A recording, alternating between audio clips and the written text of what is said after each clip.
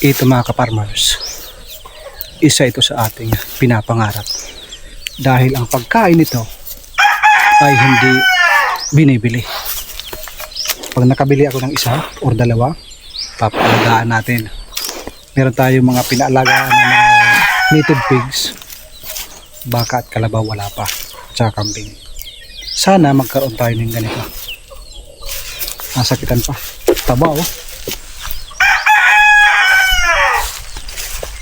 Papunta kami dun sa ilog na napakarami. Ang buhangin, napakakapal. Pakita ko sa inyo. Dito sa probinsya, basta't napakarami kang alaga, walang problema. Katulad kila ate, oh. Nandito sa probinsya, merong maliit na tindahan. At napakaraming native naman. Buhay na buhay. Meron silang tanim na pipino. Ito. Kaya pala ang lalaki ng bunga. Kasi yung lupa, nagsunog sila ng rice hull dito, tapos dito rin nagtanim. Lalaki oh. Daming bunga.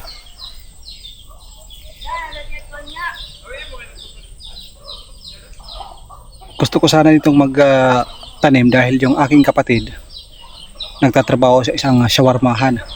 Tinanong ko kung magkano yung expenses nila sa pipino dahil hinahalo sa shawarma. Sabi niya umaabot ng 40,000 to 50,000 every week dahil napakarami nilang branch. Ang pangalan ng hinahawakan nila na shawarma is Shawarma Shack. Gusto ko sana magtanim at kontratahin ko.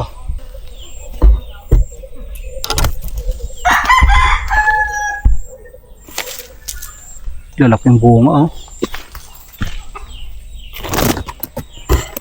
Pag meron ka mga tanim na gulay, panalo.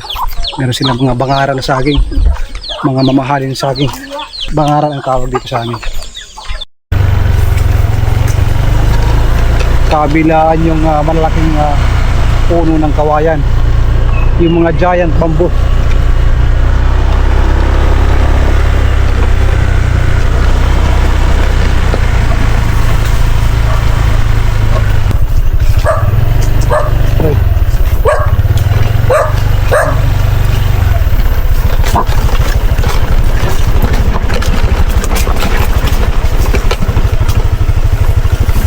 Supal na brad.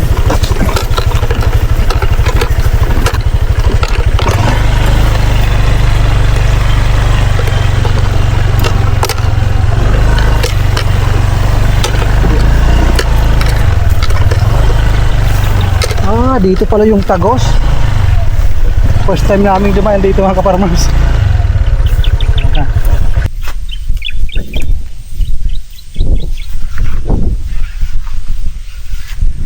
Parang madaming maliliit na tumitipagsaw, maliliit na isda, pero malabo ang tubig.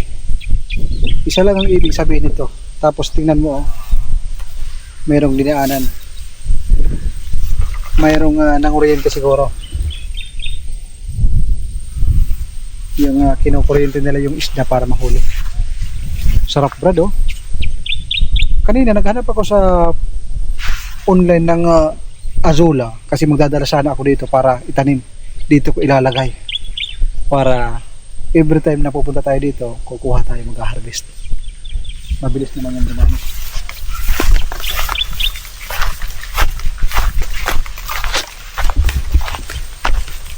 Lawak nito. Dahil palaging umaaraw, hindi na umaagos yung tubig, pero puno pa rin ang tubig. Merong tilapia ba? Dito nga sa kabila.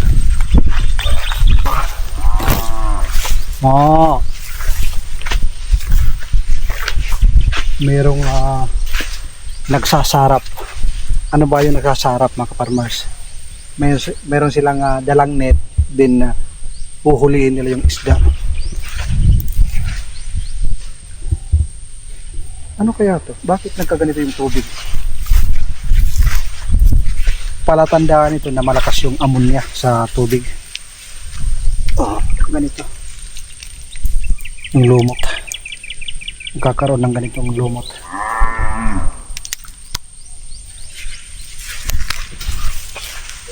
Antay tayo dahil baka marami na silang huli.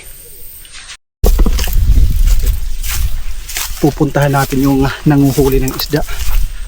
Gusto kong makakita. Anak ng tatay, Brad. Walang daanan. Gusto ko silang puntahan pero walang daanan.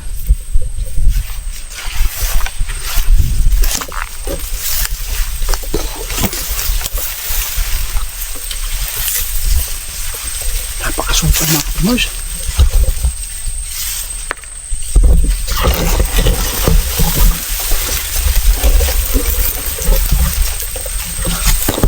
Grabe.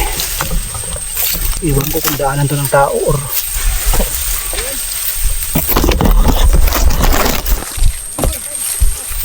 Brad, halika.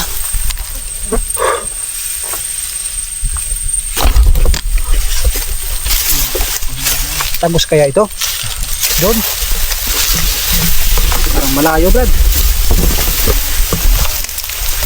Malayo. Dito bagos doon. Sabi na. Mali. Wrong turn. Makatay. Wrong turn.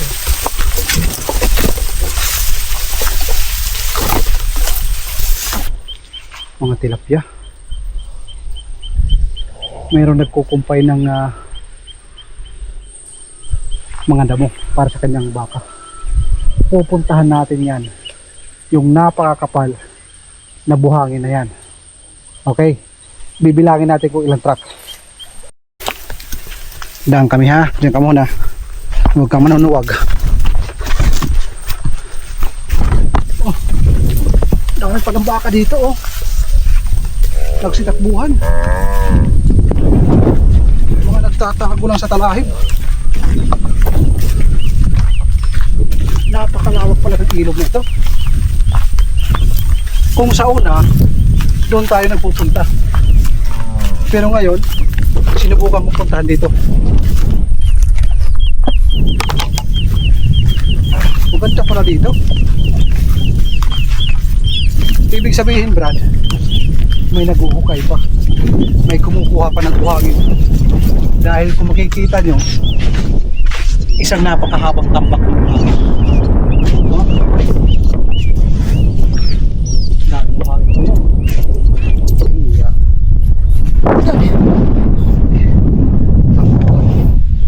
Grabe yung buhangin dito, layer oh. Layer yan. Meron siyang mga itim. Yan ho ay simbolo ng black sand. Yan o. Napakagandang klase ng buhangin ho ito. Pure na pure.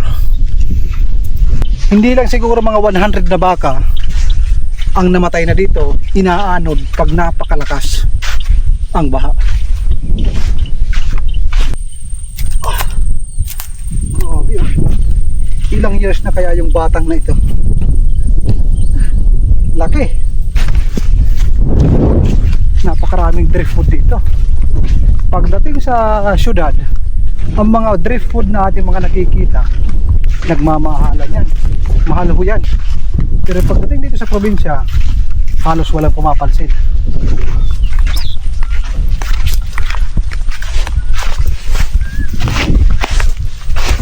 Buhangin na mayroon dito ay hindi lang milyon, bilyon ang halaga. Kung hindi lang nasira yung tulay sa unahan, baka tuloy-tuloy yung kanilang pagbibina ng buhangin dito dahil napakayaman dito sa buhangin. Kaya hinahanap namin yung nanguhuli ng isda. Si Brad muna yung taga-una, baka biglang lumubog. Ang lalaki ng kuhula. Lalim, Brad? Lalim. Huwag kang dumaan sa malalim. Doon ka lang sa sobrang lalim. Dapat doon. Oh, my God bless. Sisilip tayo kung napakarami na yung kanilang huli. Dito sa tagong area na ito, meron kami nakita na isang grupo. Napakaraming kangkong.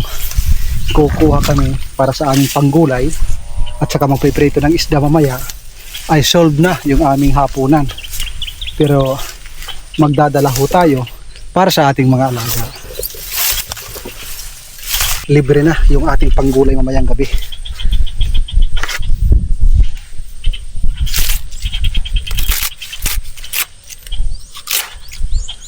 Ganda oh. Alam nyo kung magkano ang halaga rito doon sa highway? Mga tatlong tumpok ho ito. Mga 60. Bawat tumpok 20.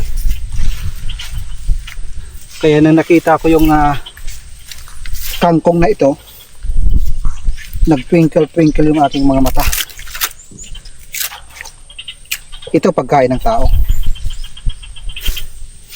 Ang kukunin naman natin ngayon, pagkain ng ating alaga. Ganda. Wala bang linta na isama? Ayos, napakalinis. Ginisa, napakaraming bawang at sibuyas. Ang bango, sarap nito. May partner na pritong isda. Ayan mga kaparmaus, para sa ating mga alaga, native pig at sa ating mga heritage chicken. Yung ibabaw lang brad ha, kunin natin.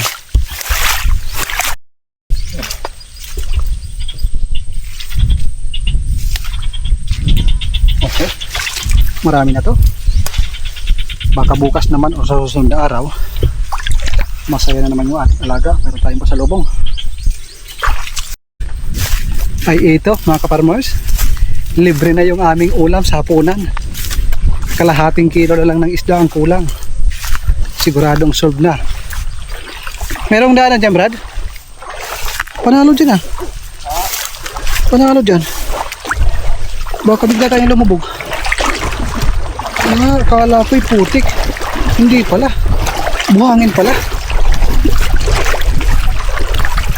Diyan sa inyo mga kaparmers, ano ba yung mga libre dyan ng mga gulay?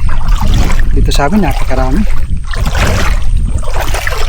Doon sa unahan, nakita nyo na kanina, yung mga tao nandun, pinuntahan namin na nanguhuli ng isda.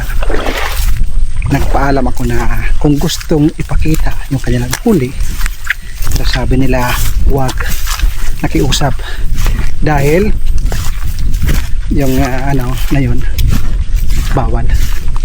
Alam niyo yung tuble, yung tuble kasi para siyang vine, balagon sa waray-waray, isang uri ng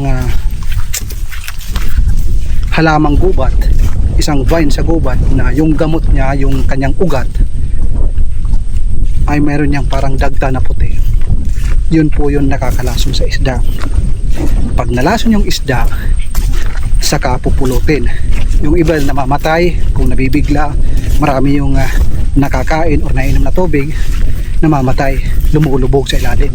Pero yung iba nalalasing, bumigilid at saka mahuhulihin. Bawal kasi yun. Tsaka yung mga kuryente na ginagamit, bawal yun. Kaya hindi na natin may pinakita.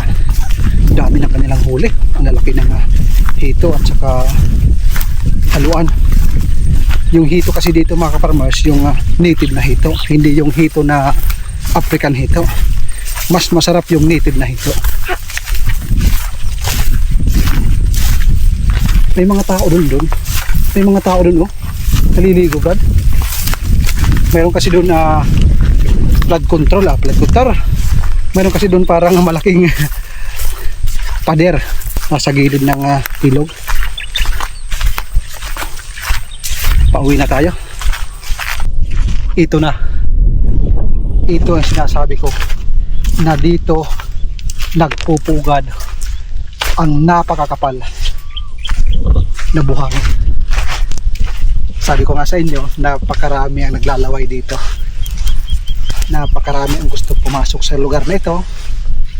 mga politiko, mga mayayamang tao para kunin ang hindi lang milyon kundi bilyon ang halaga ng buhangin ito.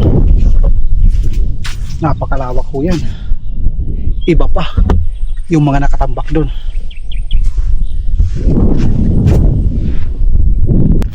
Quality na quality yung buhangin, no? Parang sa'yo maglaro, oh. Baka may biglang dumungo na ginto. Ha? Grabing buhangin, mga kaparmas. Kung malapit lang yung ating bahay dito, ay libre tayo makakuha ng buhangin. Mahaba nito. Nandun yung tulay, oh, na nasira. Pero nadadaanan pa naman. Nandito yung ilog.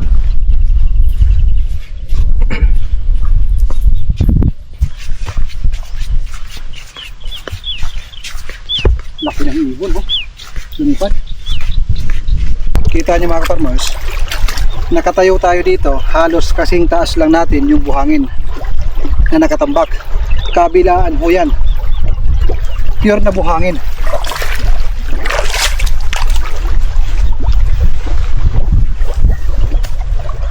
Itong dito pa lang na ating kinaroroonan, siguro mga 5 hektarya meron. Paano pa kaya doon sa may lumilipo?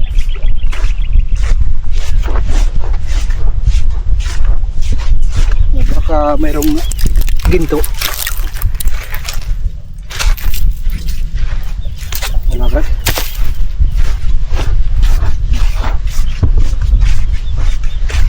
Hindi niya ma-imagine na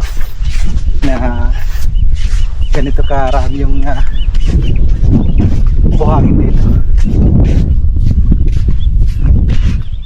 Kung mayroon kang lupa dito sa tabi ng ilog na ito, hindi mo po problemahin ang buhangin. Siminto na lang at bakal at magpapagawa. Kaso nga lang, ang problema dito, yung paggagawa ng bahay, kailangan medyo doon sa mataas ng konti. Dahil ang baha dito ay hindi lang normal na baha. Marami na ang buhay ang kinain dito sa baha na dinulot ng ilog na ito.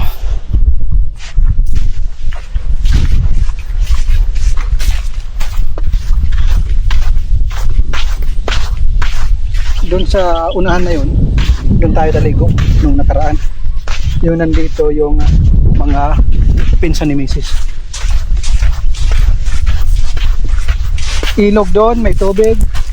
Dito sa kabila, ilog din. Oh. Napakaraming ilog na nagsasanga.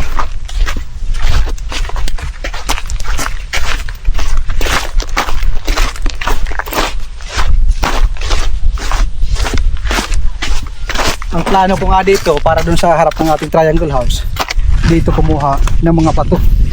Yung mga katamtaman lang yung laki. Kahit bawat araw, 2 sako. Within 1 month, maganda na yon sa pinaka-front ng ating triangle house. Malinis kasing tingnan pag graba yung paligid ng bahay natin. Kahit yung ilalim, oh.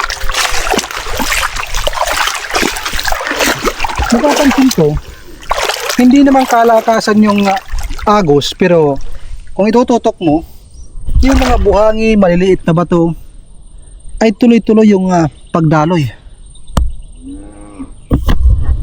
Oh, nadadala papunta doon sa pinaka dulo doon. Dahan-dahan silang sumasabay sa agos ng tubig. Naanod ang tawag dito sa amin.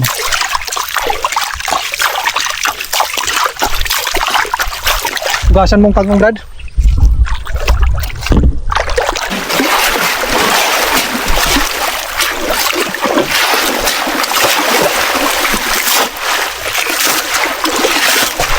Tama na yan. Para malinis yung ipapakain natin sa ating mga alaga. Nandito nakaparking yung ating Land Cruiser. Ayan. Ang daming kalabaw. Hanggang dun yun sa dulo. May mga bagang maliliit. Hindi lang natin makita lahat dahil matataas yung mga talahib. Pero marami nagtatago ng mga alaga dyan. Merong baboy dito mga kaparmers. Merong kumot. Merong unan. Talagang ingat na ingat. Okay. Tako. Kaipur. Meron pang dawan. Para maiwasan yung ASF. Para na yun. Ano yung dito? Garing inahin. Baka mga Tabingan ko lang pagkatimatay. Tabingan ko lang pagkaluyo. ayos. Hindi nga, yung mga halata nga may dama yung tangkal nga dito sa kong. Tinaklapan mo ko din. Pagkatimatay mga baboy. Oo. May hangin na may mga hangin. Ning bangka ka mo.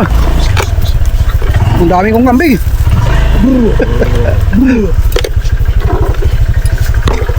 Nawala lang kami ng konti. Sandali lang, mga 1 hour. Napakarami ko ng alagang kambing pala. Hindi ko alam mga kaparmers. Doon si Brad. Oh. Tira mo Brad! Tira ha!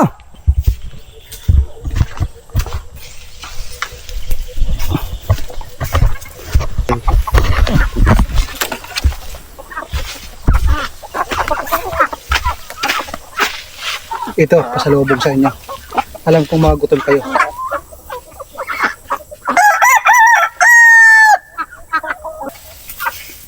Iyak ka kayo busog-busugan.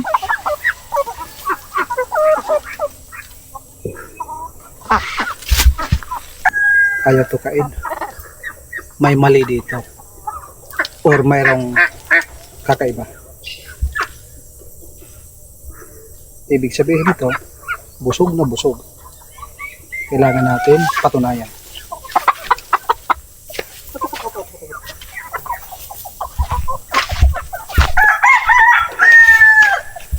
Oh, tama. Paano natin mapatunayan kaya hindi kumakain? Grabe mga kaparmos. Puputok na yung balon-balonan kaya pala ayaw to kain.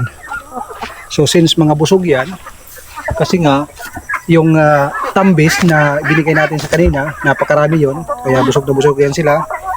Dito natin ibibigay yan sa alagang native pigs. Ito para sa ating native pig.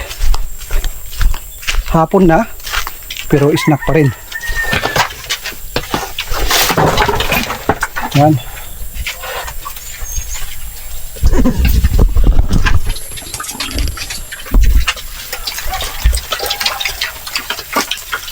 Kainin nyo na yan. Proven and tested ko na yan. Favorite yan ng ating mga alaga.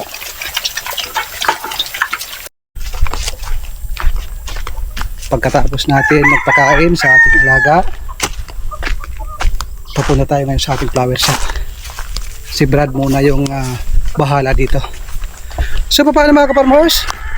Binabati ko kayo ng napakagandang araw.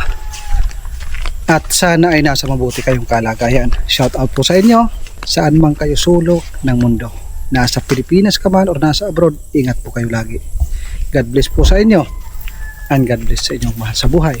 At inuulit ko, ang iyong pag-subscribe ay napakalaking tulong.